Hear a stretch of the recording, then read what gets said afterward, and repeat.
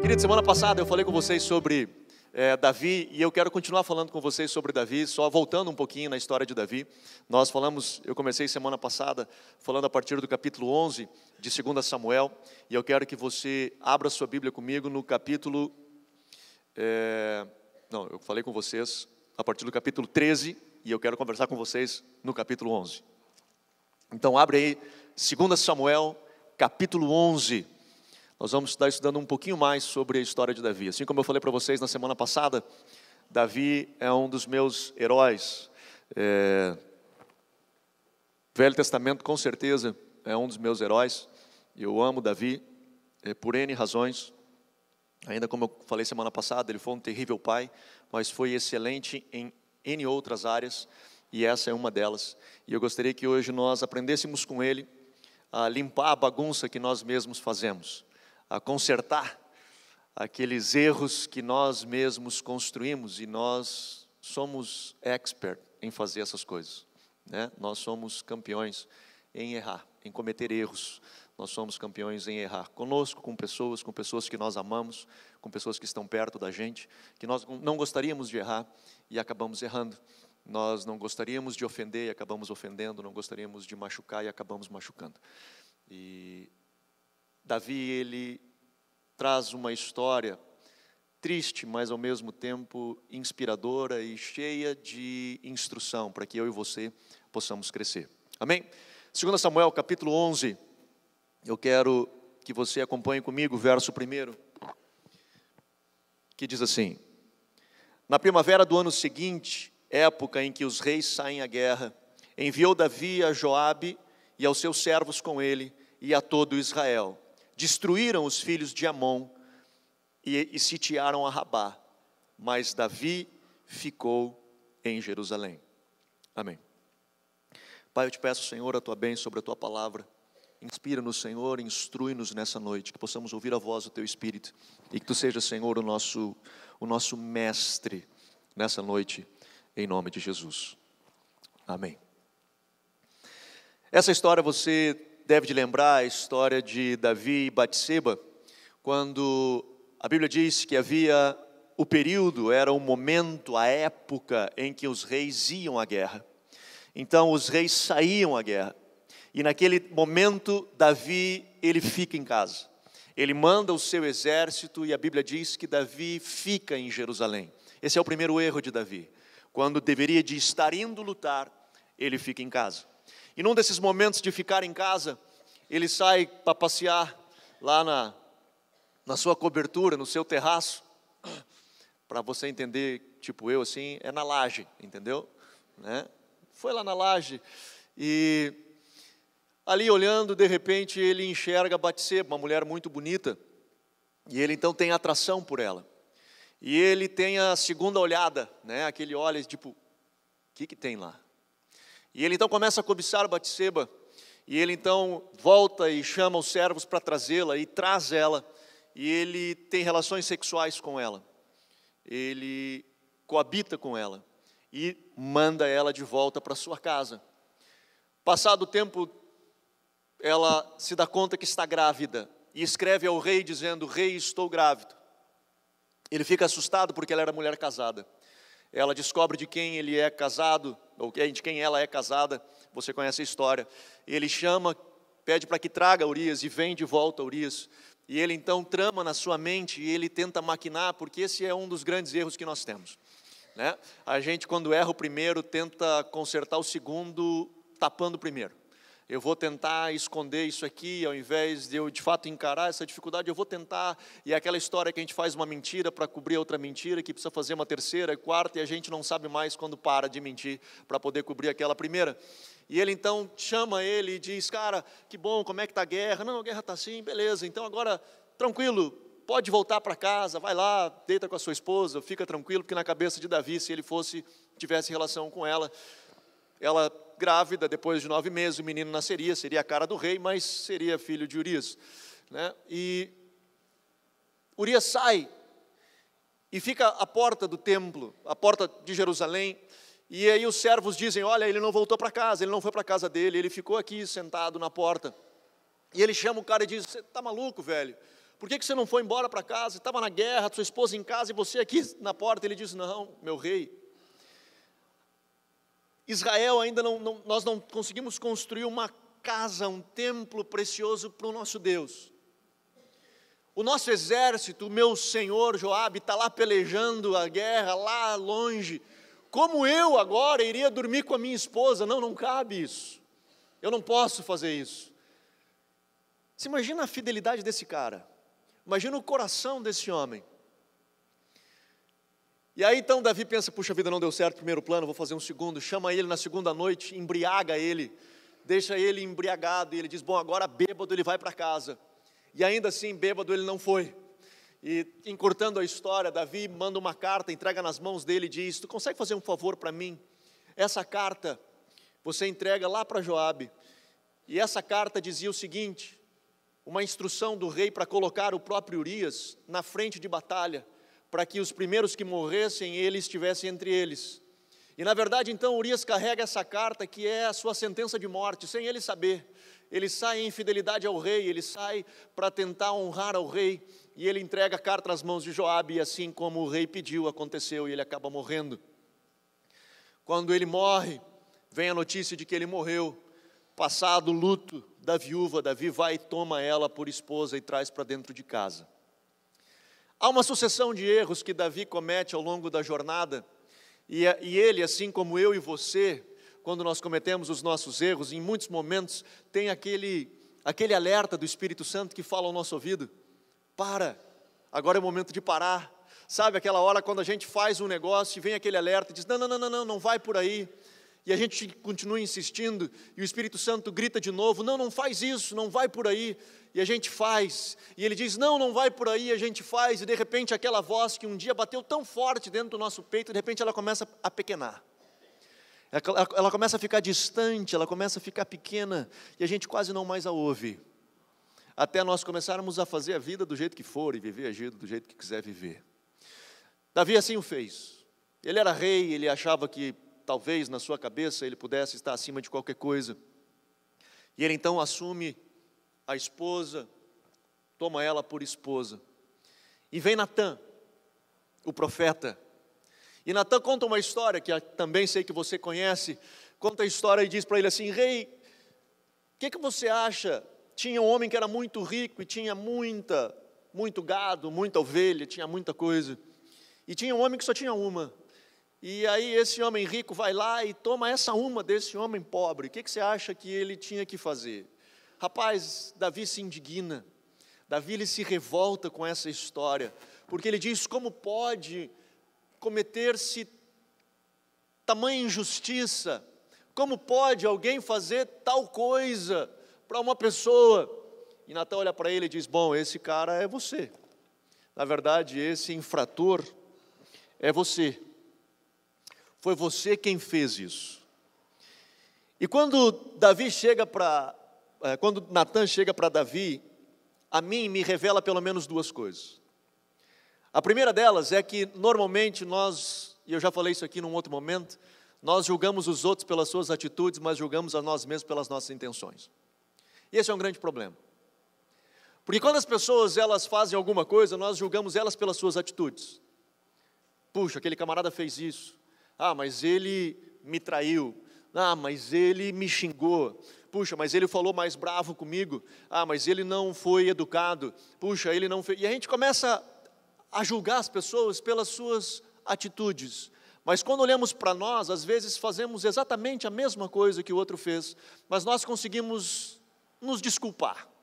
Ou conseguimos achar uma justificativa para aquilo que nós fizemos, porque afinal nós nos julgamos pelas nossas intenções. E por isso que Deus, ele diz, não julgueis a ninguém, porque o único que conhece a intenção é Deus. É Deus quem conhece o nosso coração, por isso cabe a Deus julgar e não a nós. Porque Deus conhece o nosso coração, Ele conhece as razões de o porquê fazemos o que fazemos.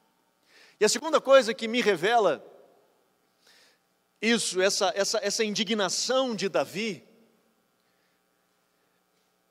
é a falsa moral, aquela falsa moralidade que nós vivemos ou que nós convivemos todos os dias.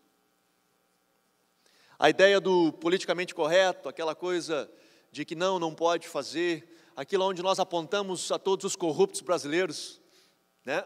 E a gente pergunta, aonde nasce um brasileiro? A gente grita em uníssono, em Brasília. A gente pensa sempre assim. Mas, na verdade, um político ou um corrupto, ele não nasce em Brasília, ele nasce ali em casa, quando o filho vê um pai fazer um gato na net, ou em alguma outra coisa que teoricamente não seria legal, e de repente ele vai ali e faz e parece que está tudo bem. Ou quando a moça do caixa erra o troco a nosso favor e a gente olha e diz, rapaz, nunca imaginei ganhar cinquentão tão fácil. Ou quando a gente acha, por exemplo, esses dias eu fiquei pensando nisso, né, me peguei pensando nisso. Cada vez a gente ouve mais notícia de gente, fulano de tal, era mendigo, achou um saco, né, uma sacola com, sei lá, 50 mil reais, ou outro com não sei o quê, e foi lá e devolveu. A gente fica pensando, e vou ser honesto com você, eu me peguei pensando, será que eu devolveria? Porque a gente está sempre precisando de dinheiro. É capaz a gente achar cinquentão, assim, né, 50 mil reais, dobrar o joelho e agradecer, Jesus, muito obrigado. O Senhor realmente é Jeová Jiré, o Deus que provê. O Senhor é aquele que traz à existência as coisas que não existem. E começamos a achar justificativa para tentar fazer com que aquilo caísse bem, ou fosse bem para a gente. Mas aí nós julgamos o outro que foi oportunista, mas quando acontece uma coisa desse tipo com a gente tem aquela falsa moral. Com ele está mal, mas com a gente, cara, eu estava, assim, era alta precisão, aquele dinheiro, né? É quando assim uma coisa se precisa muito, né? Era de alta precisão. Eu estava realmente necessitado e Deus foi fiel. Como é que funciona esse negócio no nosso coração? Porque essa é o que aconteceu com Davi. Quando ele se enxergou no outro, ele repudiou o outro. Ele disse, não, merece morrer, não, isso está muito errado. Só que, na verdade, era a podridão dele refletida no outro. No outro era muito feio, para ele passou batido. Isso revela o coração do homem. Isso revela o meu e o seu coração. Esse era um homem segundo o coração de Deus, Davi, cara. E ele enfrentava essas coisas assim como eu e você também enfrentamos. Vamos ser honestos com nós mesmos. Não vou pedir para levantar a mão, mas vamos ser honestos conosco, os desafios que nós temos no nosso dia a dia. Aquilo que nós olhamos e repudiamos, de repente cai no nosso colo, e como nós reagimos, seja para bem ou para mal. Quando erra o troco contra nós, normalmente nós, moça, dá uma contada aí de novo, porque eu acho que está faltando dinheiro. Mas quando está sobrando, como funciona? Então, sei lá, eu estou sendo talvez muito simples ou simplório nos meus exemplos, mas como é que é isso? Na nossa realidade, no nosso cotidiano, na nossa vida, lá no seu interior, naquele momento que está só você e Deus, e aquele monte de pensamento começa a girar, ali revela o seu coração, é ali que passa um bocado de coisa. E às vezes nós erramos, muitas vezes nós erramos, nós fazemos coisas que não deveríamos, dizemos coisas que nós não deveríamos, e quando a gente diz, não busca mais, né, não tem mais como tentar engolir de volta, já foi dito, já foi ferido, já foi machucado, e a bagunça está feita. E qual que é o objetivo? E Davi nos ensina de como nós voltarmos e como nós limparmos essa bagunça, como nós consertarmos aquilo que nós erramos. E a primeira coisa que acontece, a primeira resposta para todo esse problema, ela acontece no capítulo 12. Depois que Natã o enfrenta, depois que Natã repreende a Davi, a Bíblia diz o seguinte: quando ele é confrontado, Davi dá uma resposta. Ele diz no verso 13: 2 Samuel capítulo 12, o verso 13. Então disse Davi a Natã: pequei contra o Senhor. A primeira coisa, para você resolver qualquer problema na sua vida é você saber reconhecer qual é. Qual é a dificuldade? Qual é o problema que você está vivendo?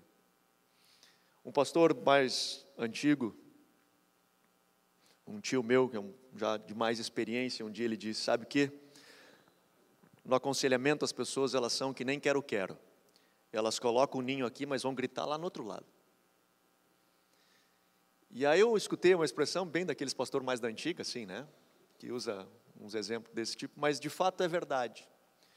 E ele diz, a gente tem que estar girando para poder saber exatamente aonde é o problema.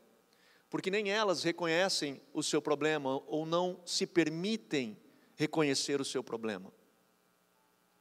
E essa é a grande dificuldade da maioria, se não de todas as pessoas. Só que tem algo que nos difere dos animais, que é a consciência. Nós somos diferentes, somos animais racionais e nos diferimos dos irracionais justamente porque nós temos consciência. Então nós precisamos usá-la. Nós precisamos ser capazes de usá-la, de estarmos abertos e conscientes. Um dia todos nós, eu e você, nós vamos viver de histórias. Um dia todos nós vamos contar história, nós vamos estar mais velhinho, alguns conseguir salvar os dentes, fica, outros vai estar de chapa, né? Aquela coisa, sentado, os netos perto, e a gente vai contar história. A gente vai contar a história disso, vai contar a história daquilo, vai contar a história daquele outro, e a grande questão é que histórias você vai querer contar. Quais são as suas histórias? Que vida que você vai querer construir ou está construindo para olhar para trás e dizer assim, cara, valeu a pena. Valeu a pena viver essa vida. Valeu a pena passar esse tempo nesse lugar. Eu pude, de fato, cumprir o propósito. Eu pude, de fato, completar carreira. Eu pude guardar fé. Eu realmente estive aqui e fiz a história. Eu fui um fazedor da história. Eu marquei a minha geração. Seja a minha geração na minha casa, na minha família, no meu bairro, na minha cidade, aonde for. Mas valeu a pena estar aqui. Que histórias você vai contar? E como toda boa história, eu não sou muito de filme. Não olho muito filme, cara. Esses dias a gente estava de férias, eu até me surpreendi, eu olhei 3 filmes, a Miriam gosta de filme, eu olhei 3 filmes com ela, 3 romances, eu estava me sentindo meio feminino no final já, assim, estava meio de, cara, eu preciso, aí depois olhamos Bad Boys 2, para ver se dava, né, aquela coisa assim, mais de macho, cuspir no chão, aquela coisa toda, né, vamos lá, e um tempo de futebol, mas vamos olhar pelo menos um tempo, né, 45 minutos de futebol, pelo menos eu saí dessa tarde assim mais, né, um pouquinho, bem comigo mesmo. Mas nesse processo de filme, os filmes normalmente eles têm se constrói uma história, né, tem aquela trilogia do amor, um que gosta da outra, né, e a outra que gosta do um, e às vezes tem o outro que quer roubar o um da outra, né, e constrói, a gente fica torcendo para o cara que quer, aquela coisa toda, mas normalmente segue na história, tem o herói, o mocinho, né, que é o protagonista, tem o vilão, que é o antagonista, aquele que todo mundo torce para ele perder, e a vítima, que o herói salva, né, que o herói protege, que o herói cuida. Normalmente segue isso, assim, tem seja filme de ficção, seja disso, daquilo, mas tem alguém que é o salvador da pátria, tem o vilão, ou seja, os de ficção, os monstros, que seja não sei o quê, qualquer coisa, mas tem, né, e o herói, a vítima e o vilão. E na vida da gente é mais ou menos a mesma coisa. A gente acaba descobrindo esses papéis ao longo da nossa vida. Nós acabamos performando esses papéis ao longo da nossa vida. Ao longo dessas histórias que um dia nós vamos contar, nós acabamos ocupando esses papéis. A grande questão, e talvez a chave de hoje de noite, de tudo aquilo que eu vou estar falando, é você conseguir identificar que papel hoje você está performando na sua história de vida. Hoje você está performando o papel do herói, aquele que vem para salvar, vem para resolver Ou talvez você está naquela história do quem poderá me defender, né? Talvez você está naquele momento assim, tipo, cara, tudo acontece contra mim, ó dia, ó céus. A galera mais tempo vai lembrar desse desenho, hein não? Né não? Isso aí, a galera dos 35, 45 está lembrando do ó dia, ó céus, o que eu fui fazer hoje? Né, não lembra? Então, os mais novinhos estão pensando, o que ele está falando? Né? Mas enfim, talvez você está vivendo esse momento na sua vida, de puxa vida, cara, eu estou pobre de mim, coitado de mim, o mundo todo é contra mim, eu estou sofrendo na minha situação, e nós estamos aqui esse problema. Ou pior, cara, você é o vilão, você é o cara que faz e está fazendo, e não está nem aí para o que está acontecendo, e está arrebentando com todo mundo, a sua família está sendo desgraçada, está sendo destruída, e você não está nem aí.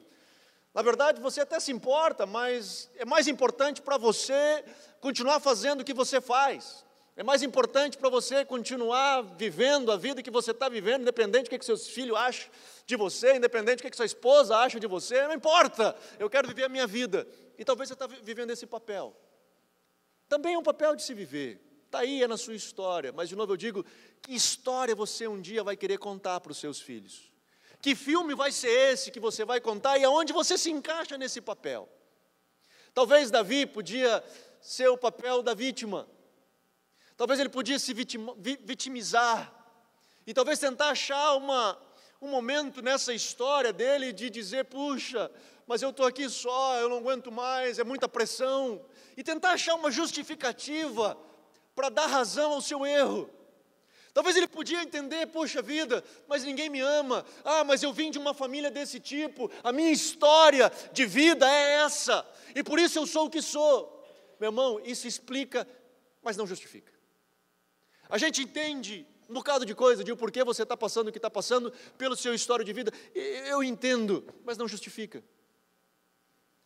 Porque você tem duas escolhas, ou se vitimizar, ou, na verdade, dizer, cara, eu vou fazer esse negócio diferente.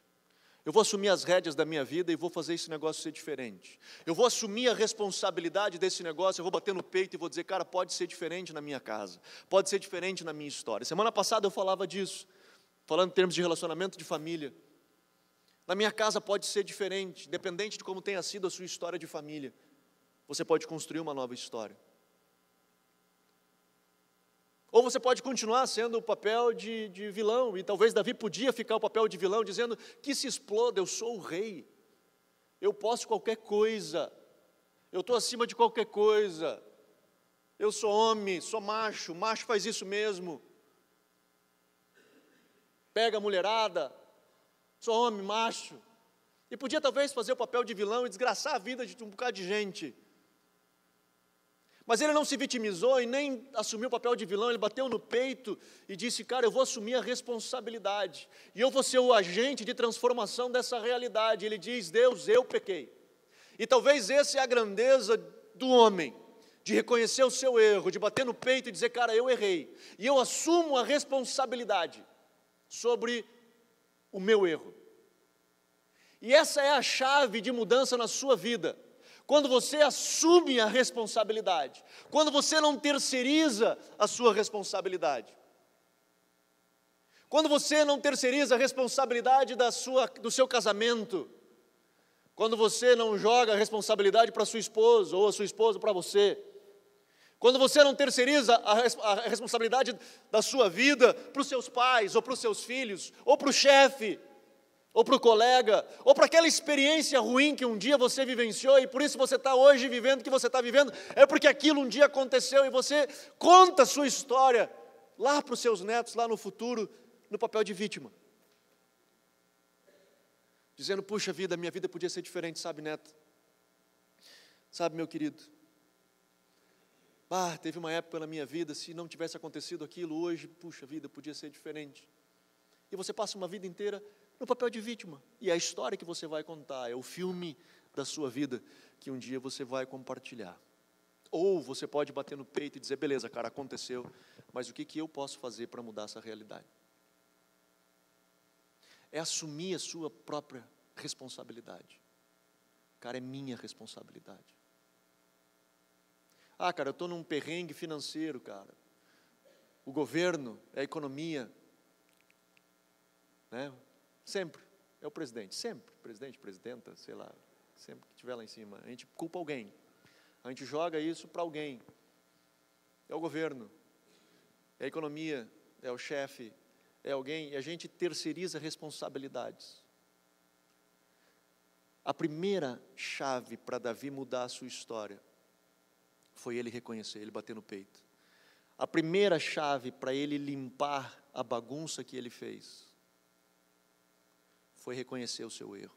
E ele disse: primeiro, pequei, eu errei, o erro foi meu, eu não vou terceirizar isso para ninguém, é meu, eu errei.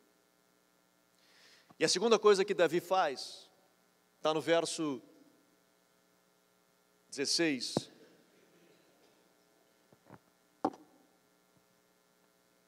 ele diz: buscou Davi a Deus pela criança, jejuou e recolheu-se, passava de noite, a noite toda prostrado em terra. Natan disse que pelo fato dele ter errado, dele ter pecado, a criança não sobreviveria, a criança morreria. E ele então começa a tentar consertar o seu erro. E ele começa a buscar e clamar por misericórdia a Deus.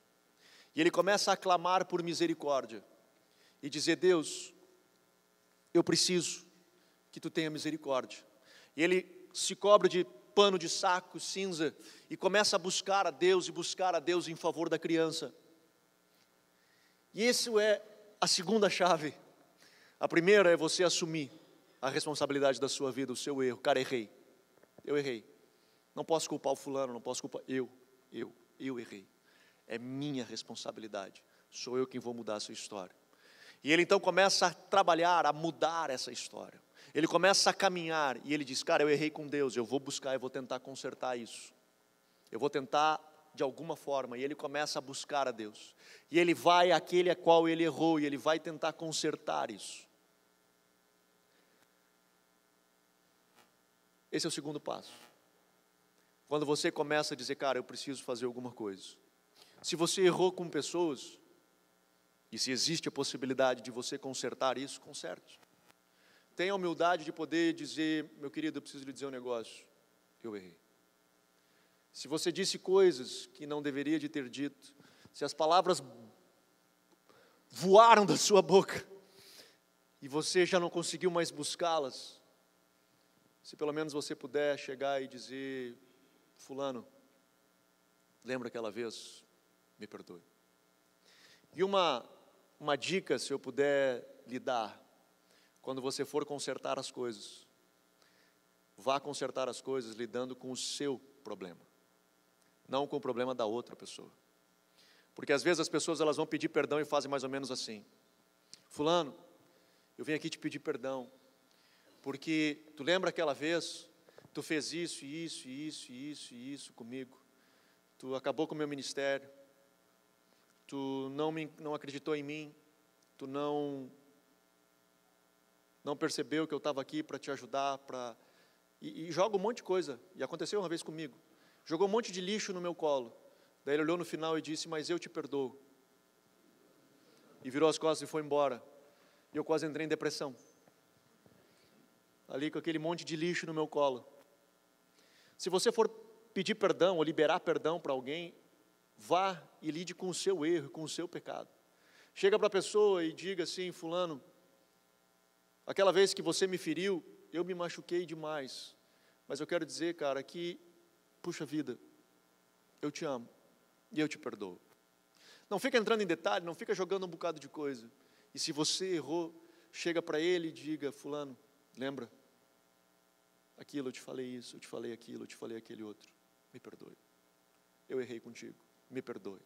E não bota mais no final. Só simplesmente diga: me perdoe, ponto. Não diga: me perdoe, mas você também. Simplesmente chegue para ele, reconheça o seu erro, bata no seu peito e diga: cara, errei, me perdoe. Davi, ele busca o Senhor, e ele busca o Senhor. E talvez, se você não conhece a história, você está na expectativa de que Deus olhe e diga assim: tá bom, Davi, eu vou te safar dessa. E a história não é assim. A história não foi essa. E o menino faleceu. E o menino faleceu. Quando o menino falece, os servos que estão perto de Davi começam a ficar temerosos, porque Davi pranteava para que o menino se salvasse. Davi, ele fez de tudo realmente para consertar aquilo que ele fez, para limpar a sujeira que ele fez. Ele tentou de tudo realmente para consertar aquilo. E quando o menino morre, os servos ficam dizendo: puxa vida, se ele já chorava e pranteava desse jeito, imagina quando ele souber que o menino morreu. E aí quando Davi percebe que eles estão cochichando próximo dele, ele chega e pergunta: e aí, o menino morreu? Morreu. Ele levanta, toma um banho, e a Bíblia diz, e essa é a terceira chave que eu quero conversar com você. Ele diz no verso 20: então Davi se levantou da terra, depois de ter se lavado, ungido e mudado de vestes, entrou na casa do Senhor e adorou. E adorou. Essa foi a terceira e última chave que eu quero conversar com você nessa noite. Para você limpar a bagunça que você mesmo criou, para você arrumar aquelas coisas que acabaram acontecendo e que hoje você está metido. A primeira delas é você assumir a sua responsabilidade. Os outros têm, claro que os outros também têm, mas você não tem ingerência sobre os outros. Você tem ingerência sobre você mesmo, sobre as suas atitudes. Você não tem nem sobre os seus filhos, nem sobre a sua esposa. A gente acha, mas não tem.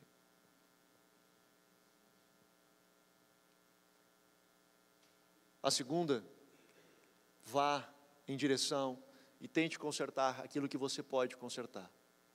Algumas vezes, tem coisas que de fato não vão voltar atrás. Outras, nós conseguimos mudar. Outras, nós conseguimos de fato reverter. Quando nós assumimos responsabilidades e decidimos: cara, eu quero que meu casamento seja diferente, eu quero que meu casamento seja de outra forma, eu começo a caminhar nessa direção, a probabilidade de que ele vá ser diferente é muito grande. Mas às vezes tem situações que acontecem que a gente não tem mais como voltar atrás.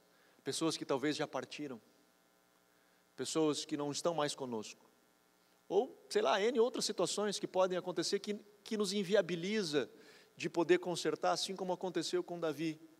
Ele não pôde consertar. Mas sabe qual foi a grande chave dele? E quando ele se levanta e ele sai dali, o que isso expressa? É que ele de fato não fez papel nem de vilão, nem de vítima. Ele decidiu na sua vida assumir o seu papel, de ser o agente de transformação. Às vezes dá certo, às vezes não vai dar, na maioria das vezes vai dar certo, algumas vezes não vai dar certo, mas ele saiu dali consciente de que ele fez tudo o que era possível para que aquilo fosse diferente. Aí, o papel que ele construiu, nem sempre o herói vai vencer todas as batalhas, né? Nas nossas histórias de vida, no nosso filme, às vezes acontece uma batalha ou outra que ele vai perder, mas ele não pode fazer papel de vítima, nem papel de vilão, ele precisa continuar sendo herói. Davi, ele sai dali, se lava, sabendo que ele fez o que pôde, o que estava ao alcance dele, ele fez. Ele não se vitimizou, ele não ficou dizendo: Deus não me ama, Deus faz acepção de pessoas, Deus ama o outro, não ama a mim, Deus prefere aquele, não prefere a mim. Nada. Ele não se vitimiza, ele luta, e quando sai, é verdade que o coração dele continuava limpo diante do Senhor, a ponto dele ir adorar a Deus. Ele fez o que pôde, ele lutou o que pôde, não deu certo como ele esperava. Pai, eu te agradeço e eu te louvo, porque Tu é o Senhor de tudo. Tu é aquele que entende, teus caminhos realmente são mais altos que os meus caminhos, os teus pensamentos são mais altos que os meus pensamentos, mas eu tenho a convicção de que eu fiz tudo o que estava ao meu alcance. O impossível vai pertencer sempre a Ti, mas aquilo que me cabe, eu quero poder chegar no final e dizer: cara, eu fiz, eu fui, eu corri atrás, eu bati, eu insisti, eu saí do papel de vítima Eu saí do papel de vilão. Eu assumi o papel de protagonista da minha vida. Eu sentei na direção do ônibus da minha vida e não permiti que outra pessoa passasse a dirigir por mim. E eu sentado no caroneiro, olhando ao redor, apreciando a paisagem, enquanto qualquer outro decidisse por mim. Um dia eu ouvi de um pastor que admiro muito, ele disse assim: Anderson, nós sempre vivemos de decisões. Se você não tomar as decisões da sua vida, alguém vai tomar por você. E normalmente, as decisões que os outros tomam não são as melhores. Basicamente, o que ele estava querendo me dizer era: assuma as rédeas da sua vida. Você é responsável pelo seu futuro. Você é responsável pelo seu destino. Você é responsável pelo seu amanhã. E eu digo isso em relação ao seu casamento, eu digo isso em relação à criação dos seus filhos, eu digo isso em relação à sua vida financeira, sua vida relacional com seus amigos, na sua vida espiritual, no seu ministério, naquilo que você está inserido. Você. Eu não sei qual é o papel que você está vivendo hoje, mas eu quero encorajar você nessa noite a assumir o protagonismo da sua vida. Assumir as rédeas e parar de viver o deixa a vida me levar, a vida leva eu. E que possamos de fato construir uma nova história. Amém? Vamos ficar de pé. Meu irmão, eu quero orar junto com você. Eu quero que nessa noite nós possamos nos colocar diante do Senhor. E quero encorajar você a olhar para dentro do seu coração e identificar esse primeiro passo, essa consciência de ser consciente, de dizendo: cara, isso aqui tá mal porque eu estou errando nisso, eu estou sendo negligente nisso, essa área da minha vida está bagunçada porque eu estou permitindo que isso aconteça, que tal coisa aconteça. É culpa minha e eu assumo a responsabilidade. É minha responsabilidade. E aí eu digo: bom, agora vamos começar a mudar esse negócio. Vamos começar a fazer diferente. Vamos começar a construir uma história diferente. Eu quero orar contigo. Eu quero poder me unir em fé contigo e nós clamarmos ao Senhor. E nós buscarmos juntos. Se tem uma área da sua vida que não está funcionando bem, que você diz: puxa, cara, aqui eu gostaria que fosse diferente. Aqui eu gostaria que realmente isso aqui fosse diferente. Sei lá, talvez você é prof, gostaria que a sua turma, sua sala de aula fosse diferente. Talvez seu trabalho, você é chefe de um setor. Talvez você é marido, você é esposa. Sei lá, cada um tem uma história. Você diz: cara, aqui eu queria que fosse diferente. Assuma o protagonismo na sua história. Assuma o protagonismo. Saia do papel de vítima ou do papel de vilão. Digo: cara, eu vou ser herói nesse negócio, mano. Eu vou fazer diferença. Eu vou construir uma nova história. Eu quero orar contigo. Você que deseja se unir comigo em oração. Você tem alguma área da sua vida que diz: cara, aqui eu gostaria que fosse diferente. Aqui eu gostaria que algo acontecesse. Eu quero convidar você a sair do seu lugar e vir aqui à frente. Nós vamos orar. Nós vamos nos unir em oração juntos. Em nome de Jesus. Papai, eu oro. Senhor, eu oro por esses queridos, pela tua igreja, por esses heróis, protagonistas, Senhor, da sua história, protagonistas, Senhor, do seu ministério, do seu chamado, protagonistas, Senhor, no seu trabalho, protagonistas, Senhor, da sua família, no seu lar, na sua casa, protagonistas como pais, como mães, como filhos, como empresários, protagonistas, Senhor, de uma história E eu oro, Senhor, por cada um deles em nome de Jesus. Te peço, Senhor, que assim como Davi, que bateu no seu peito e pôde identificar onde errou, nas coisas que errou, que assim, Senhor, possamos identificar e assumir a nossa responsabilidade, dizendo: papai, sim, Senhor, é meu, eu assumo, eu não terceirizo para ninguém. Não, Senhor, sou eu, está nas minhas mãos, é a minha oportunidade, Senhor, é eu quem tenho de poder mudar essa história. Sim, Senhor, sou eu quem vou, Senhor, junto contigo, de mãos dadas contigo, Senhor, eu vou mudar essa história. Senhor, e nós buscamos em Ti, Senhor, a resposta. Nós buscamos, Senhor, em Ti, assim como Davi busca, assim como Davi clama, assim, Senhor, nessa noite nós clamamos a Ti, nós buscamos a Ti, Senhor, e clamamos por Ti, clamamos, Senhor, pela Tua direção, clamamos, Senhor, pela Tua misericórdia, clamamos, Senhor, pela Tua graça.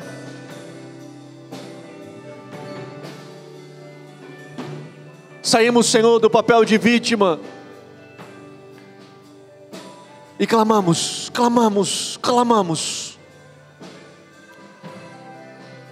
E dizemos: vamos fazer uma nova história. Nós vamos construir uma nova história. Uma nova história é construída. Aleluia.